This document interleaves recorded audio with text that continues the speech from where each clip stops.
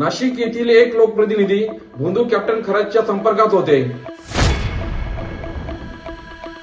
नाशिक येथील एक लोकप्रतिनिधी भोंदू कॅप्टन खरातच्या संपर्कात होते। 1999 मध्ये या भोंदूने त्यांचा प्रचारही केला होता आणि त्याच्यात हे उमेदवार निवडूनही आले होते। याच उमेदवारामुळे नाशिक येथील द्वारका भागातील एनडीसीसी बँकेची इमारत दुसऱ्या ठिकाणी हलवण्यात आली होती। त्याचे कारण असे सांगितले गेले की सदर इमारत ही स्मशानभूमीमध्ये असल्यामुळे त्याची आर्थिक वाढ होत नाही। याला महाराष्ट्र अंधश्रद्धा निर्मूलन समितीने विरोध केला होता। याच लोकप्रतिनिधीने काही वर्षापूर्वी निवडणूक झाल्यानंतर मतदान यंत्रणाच्या बाजूला जादूटोणा करण्याचा प्रकारही समोर आला होता।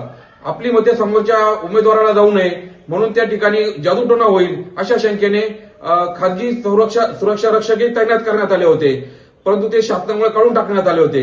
हे जे सर्व प्रकार आहेत या लोकप्रतिनिधीला त्या संबंधित कॅप्टन भोंदूबाबाने सांगितलेले होते काय याचा आम्हाला संशय आहे आणि याची चौकशी व्हावी अशी मागणी आम्ही पोलीस प्रशासनाला केली आहे।